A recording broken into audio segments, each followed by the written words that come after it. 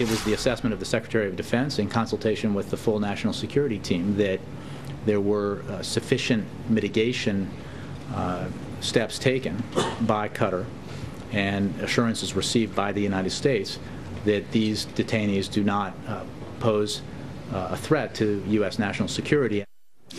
All right, leaving aside this whole swap for this prisoner who had been held for 5 years and five alleged terrorists that Gitmo swapped in his place, and not going right back to Afghanistan, but instead going to Qatar, ask yourself this: do you trust Qatar? Do you trust that they will hang on to these guys for this year period of which they're not to go to Afghanistan? That's only the tip of the proverbial iceberg for Colonel Allen West.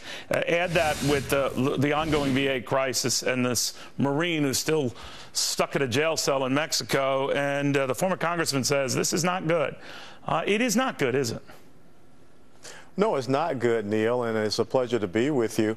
But when I think about these gentlemen that we released back to Qatar, this is like the senior cabinet of the Taliban. And for us to believe that Qatar is going to abide by any type of agreement, Qatar is the exact same country that's supporting the Muslim Brotherhood and Islamist forces in Syria right now. So why would they want to honor any type of agreement?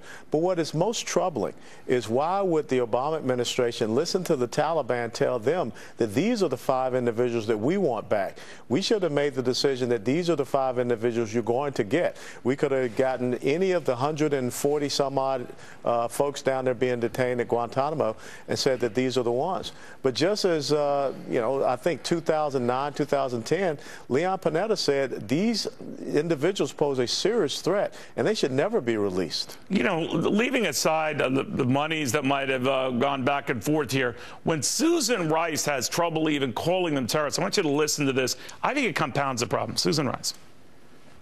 Point blank, did the U.S. negotiate with terrorists for his release? We actually negotiated with the government of Qatar, to whom we owe a great debt.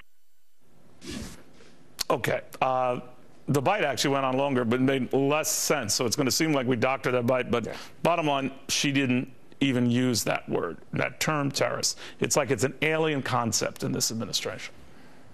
Well, first of all, consider the optics. Why would you bring out Susan Rice, who, of course, the last time she made several Sunday talk show appearances, she was talking about an anti-Islamic video being the impetus for what happened in Benghazi. So her credibility is absolutely shot. So for her to sit there and try to make the American people believe that the Obama administration did not negotiate with terrorists, that's exactly what they did. The Taliban is a non-state, non-uniform, belligerent organization. They are not a nation state, and there is no way that we should recognize them or go into negotiations with them. We have established a very bad precedent that will probably come back and have severe ramifications for us. How is this different, though, when Israel extracts, hostage swaps all the time, and other countries have done varying degrees of this? I guess you could argue, though, their soldiers or their people are always targets for kidnappings and the like, and that's the fear here. But no one doubts Israel's resolve when it comes to looking after its own interests. Well, I think it's very tough when you're a nation like Israel that is receiving rockets and mortars each and every day. And I know that you're talking about the Gilad Shalit, I believe that was his name, the Israeli soldier that was exchanged. But again, look at the rate of recidivism that occurs there. If we continue to act with this, really warped sense of Western benevolence, where we are exchanging individuals for these terrorists that go right back onto the battlefield, I think it's 1 in 6 is the recidivism rate out of Guantanamo Bay. We're sending a very bad message to the terrorist organizations. But then Israel does also go out and strike back against these groups, being it Hamas or Hezbollah or any of the others that are surrounding them. But right now, we have to question ourselves as to why did we do this and why did we establish a horrible precedent now where it will be a matter of who's the next person that the Taliban, Al-Qaeda, and any of these other groups can somewhat get their hands on to negotiate with the American government. Are you running for president? Well, I'm running for my health each and every day right now. So, all right, so the most important thing is, Well, look, you know, you told me what your mother said when I was up there in New York City.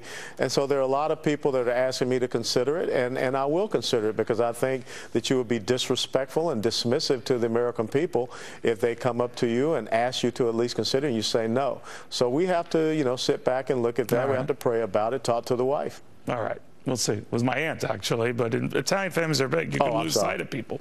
It's always good seeing you. Thank you very much. Pleasure. By the way, when you do announce, don't do it on O'Reilly, because it could be a long day for you. That's what I'm saying. All right, well, he won't let me get a word in. Oh, here we go. There we go. Yeah, we'll give you more words. Alan West, thank you, my friend. In the meantime.